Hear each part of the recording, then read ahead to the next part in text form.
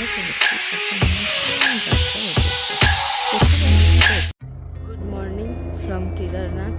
কালকে আমরা প্রায় 9:30 বেজে গেছে ঢুকতে ঢুকতে।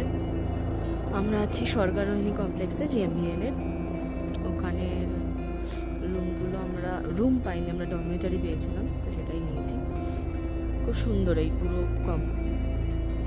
এখান দিয়ে এটার এন্ট্রি, এরকম কটেজ কটেজ করা, খুব পরিষ্কার পরিচ্ছন্ন, খুব সুন্দর। তবে এখন একেবারেই জল নেই। আমি সকালবেলা করেছি তাই জল পেয়ে গেছি, ভেতরে সবাই ঘুমাচ্ছে, তাই ভেতরটা দেখানো গেল না। আর আসল ভিউ হচ্ছে এই, হচ্ছে ভিউ, চারদিকে বরফ।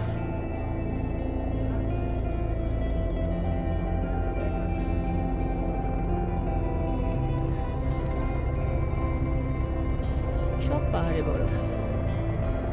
আর আমরা যাব ঠিক এই পাহাড়টার পেছন দিকটাতে, এখানেই মন্দির আছে। আবার মন্দিরে গিয়ে দেখা করছি। আমরা বেরিয়েছি কেদারনাথ মন্দির দর্শনে। পথে একটা ছোট্ট শিব মন্দির দেখতে পেলাম, সেইগুলো আপনাদের সঙ্গে শেয়ার করছি।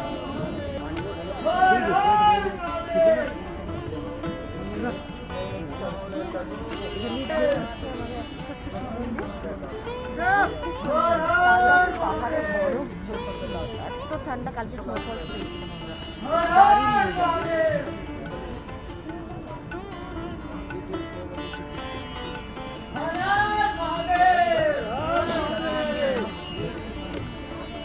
চলুন। এবার আমরা যাচ্ছি মন্দিরে। চলে এসছি আমরা একটা ছোট্ট ব্রিজ, এটা পার করেই ওই আমরা মন্দিরে ঢুকবো। মন্দিরটা হয়ে আসছি, ঠান্ডা অসাধারণ, -1 আছে, অসাধারণ লাগছে। এটা পেরিয়ে আমরা যাবো মন্দিরে। এখন বাজে সকাল 8টা। প্রতিদিন এই সময় মন্দির খোলার আগের দিনের যে ধ্বজা লাগানো থাকে সেটি খোলা হয় এবং নতুন ধ্বজা আবার লাগানো হয়। আর আগের দিনের সেই ধ্বজাটি বিভিন্ন মানুষ নিজের কাছে রেখে দেন, অর্থাৎ সেটা কিনে নেন এবং ভগবানের আশীর্বাদ রূপে সেটা নিজের কাছে রেখে দেন। যারা আমার ভিডিওটি দেখছেন তাদের কাছে আমার একটাই বলার কথা, যে আপনারা ভিডিওতে হয়তো দেখে কেমন লাগছে আমি জানি না, কিন্তু সামনাসামনি এলে তার অনুভূতিটা একেবারেই অন্যরকম। আপনারা আসুন, তবে ঘোড়াতে না এলেই ভালো, ক্ষমতা হাঁটার না থাকলে হেলিকপ্টারে আসুন, তবে আসুন। সকাল 8টায় আমরা লাইনে দাঁড়িয়েছিলাম মন্দিরের, এখন মনে হয় 11টা বেজে গেছে। লাইন দিয়ে ভালো করে দর্শন চারদিকে আছে, আপনারা দেখুন প্রচুর ভক্তের সমাগম। আমরা খুব সুন্দরভাবে মহাদেব দর্শন করেছিলাম, একদম আলিঙ্গন করে জল অর্পণ করে খুব সুন্দর আমাদের দর্শন হয়েছিল। আর এই অনুভূতিটা জীবনে কোনো দিন হয়তো পেতে পারবো না। আর এত দিনের স্বপ্ন আমাদের অ্যাট লাস্ট পূরণ হলো।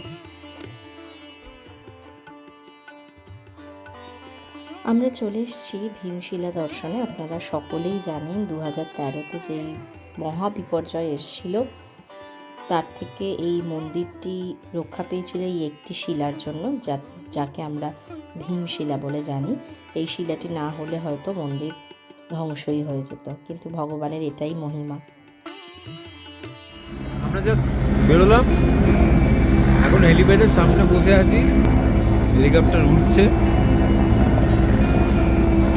আর ম্যাডামজি ছোলে বাটুর অর্ডার করেছে। আমি থাকতে পারিনি, খিদের চোটে আমি একটুখানি ছিঁড়ে খেয়ে ফেলেছি, একটু রাগারাগি করছিল তার জন্য।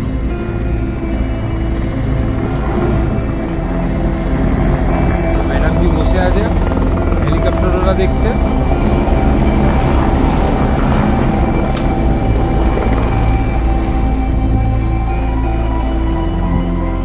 এক মনোযোগ দিয়ে দেখছে। আমাদের বধু দাদা খুব ঠান্ডা লেগেছে, দাদা গান শুনছে। এখন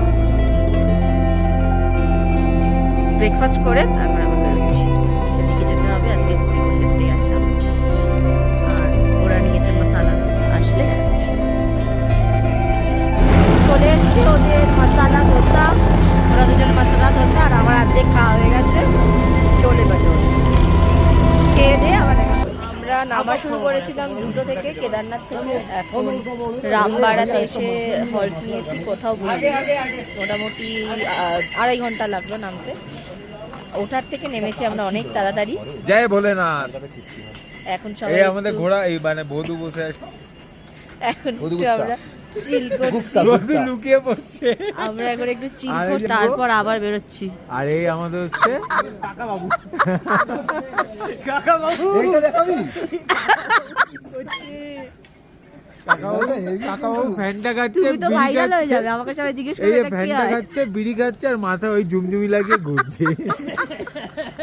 এটা দারুণ, এটা দারুণ একদম। এইবার আমরা নামবো আবার, দেখা যাক কখন গৌরীকুণ্ডে ঢুকি।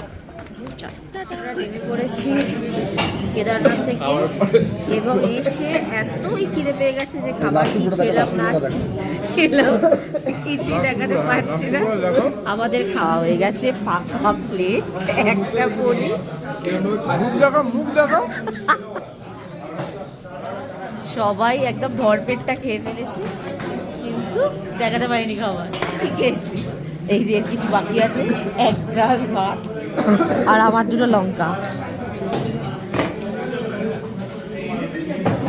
হবে না, ওর দ্বারা হবে না bro। বহু কষ্ট এবং এক রাশ ভালো লাগা নিয়ে আমাদের তৃতীয় ধাম দেখা সম্পূর্ণ হলো।